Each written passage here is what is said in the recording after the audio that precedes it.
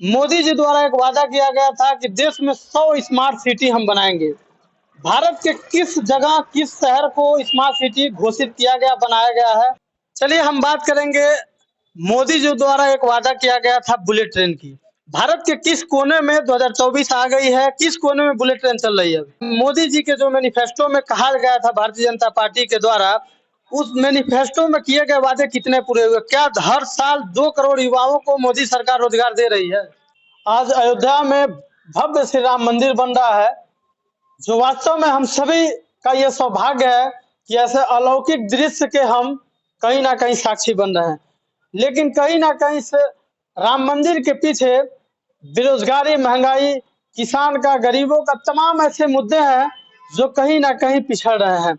उन्हीं सब मुद्दों पर बातचीत करने के लिए हमारे साथ मौजूद है महाराजगंज जनपद के जो किसानों के नेता कहे जाते हैं, भारतीय जनता पार्टी के जिला संयोजक हैं। तमाम बार इन्होंने किसानों का आवाज बुलंद किया है। बातचीत करेंगे उन तमाम मुद्दों पर। सबसे पहले आपका स्वागत। धन्यवाद आपको। जी, आप किसानों के नेता कहे जाते हैं।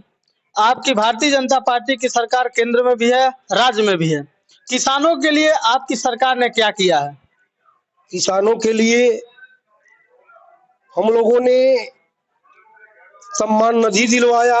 हर किसानों के खाते में साल में 6,000 रुपया भेजा जाता है और अभी 15वीं किस्त तक भी एक परिवार को हम लोगों ने 30,000 रुपया हर साल किसानों को देने का काम हम लोग करते हैं। किसानों के लिए डाई यूरिया समय से उपलब्ध रहता है। गन्ना मूल्य भुगतान हम लोगों का उत्तर प्रदेश सरकार के द्वारा मिलों पर दबाव डाल करके गन्ना मूल्य भुगतान हम लोग समय से कराते हैं।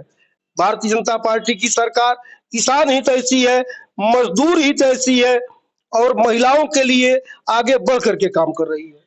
भारतीय जनता पार्टी किसान हित ऐसी है। पहले जो यूरिया आती थी वो 50 किलो की बोरी होती थी। भारतीय जनता पार्टी ने इसको 45 किलो किया। अब 5 किलो और कटौती करके 40 किलो कर दिया है। कैसे हम मान लें कि किसान हित ऐसी है भारतीय जनता पार्टी? आप तो जानते ही हैं, यूरिया और डाई विदेशों से ज्यादा मंगवाना पड़ता है। हमारे देश में इनके उत्पाद कम है। जब से केंद्र में मोदी जी की सरकार आई, फर्टिलाइजर लगाने का काम किया। आपको पता है कि कांग्रेस की सरकार में गोरखपुर का फर्टिलाइजर बंद हो गया था। किसान परेशान थे। हमारे पूर्वांचल के लोग कहते थे गोरखपुर की यूरिया जब खेतों में पड़ती थी तो धान और गेहूं के फसल हरे भरे होते थे, लेकिन वह खाद की कारखाना बंद हो गई। लेकिन मोदी जी की सरकार, योगी जी की सरकार वह कारखाना फिर से चालू करने जा रही है। जब हमारा उत्पादन शुरू हो जाएगा तो हम इतना उत्पादन करेंगे, पूर्वांचल ही क्या अन्य प्रांतों में भी हमारे प्रदेश की खाद जाएगी। मोदी जी के जो मैनिफेस्टो में कहा गया था भारतीय जनता पार्टी के द्वारा, उस मैनिफेस्टो में किए गए वादे कितने पूरे हुए? क्या हर साल 2 करोड़ युवाओं को मोदी सरकार रोजगार दे रही है? देखिए, रोजगार तो दे रही है। सरकारी नौकरी और रोजगार में अंतर होता है, नौकरी में और रोजगार में अंतर होता है।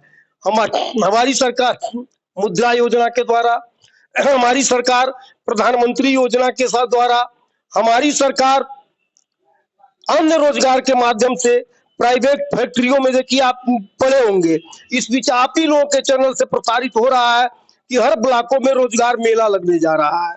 और रोजगार मेला लग रहा है तो हर ब्लॉकों में युवकों को कौशल विकास योजना के तहत नौकरी दी जा रही है। इस प्रकार मोदी सरकार और योगी सरकार युवाओं के लिए तत्पर है, नौकरी दे रही है। सरकारी नौकरी भी मिल रहा है, प्राइवेट फैक्ट्रियों में उनकी नौकरी मिल रही है और हम लोन दे करके, दुकान खुलवा करके रोजगार उपलब्ध करा रहे हैं। ये भारतीय जनता पार्टी की मंशा है। चलिए हम बात करेंगे। मोदी जी द्वारा एक वादा किया गया था बुलेट ट्रेन की। भारत के किस कोने में 2024 आ गई है, किस कोने में बुलेट ट्रेन चल रही है? आपकी बात सही है।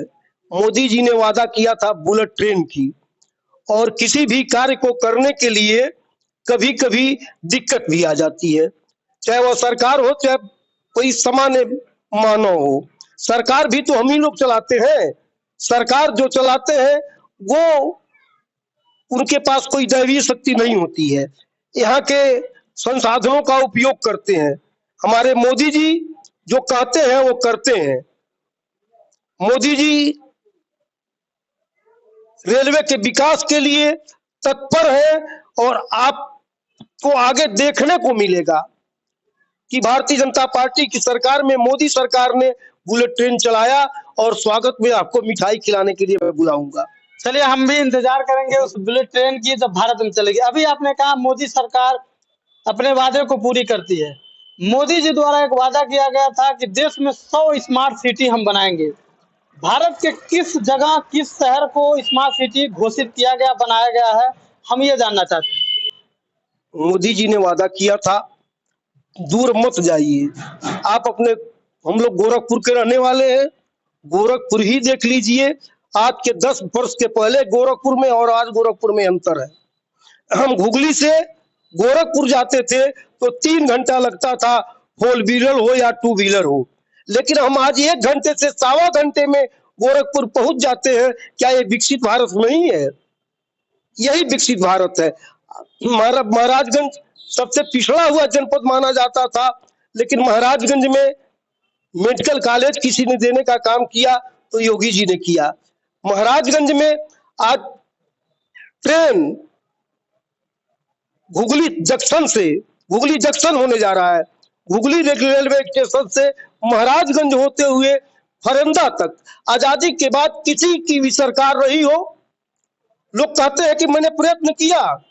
प्रयत्न करना और पूरा करना, ये दोनों में अंतर होता है। देखिए मोदी सरकार, हमारे वित्त राज्य मंत्री पंकज चौधरी जी के प्रयास से आज महाराजगंज जनपद में रेलवे लाइन घुगली से होते हुए महाराजगंज होते हुए फरंदा जा रहा है। यही विकसित भारत है।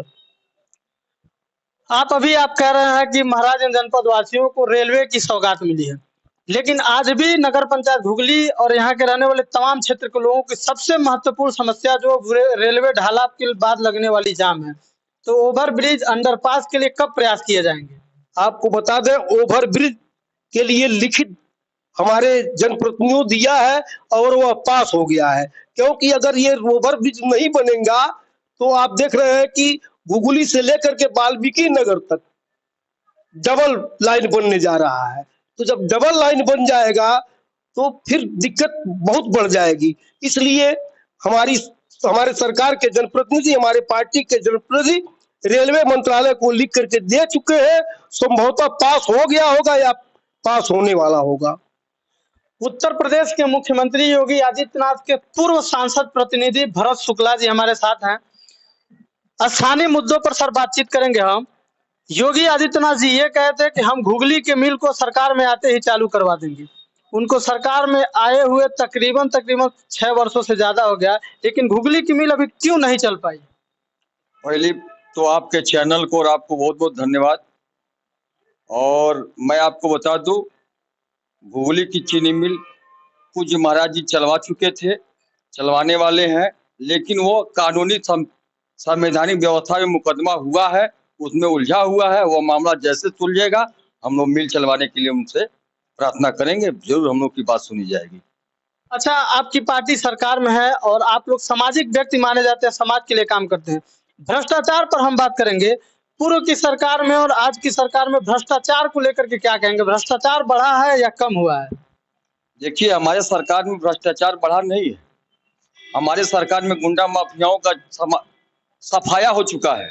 और आज देख रहे हैं कि पूर्व की सरकार एक जात विशेष की सरकार होती थी, और आज की सरकार सबका साथ, सबका विकास और सबका विश्वास के साथ काम कर रही है।